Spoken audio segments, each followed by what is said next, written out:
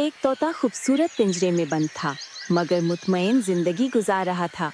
रोज उसे ताज़ा फल, दाने और साफ पानी मिलता। ना भूख की फिक्र थी, ना किसी शिकारी का डर।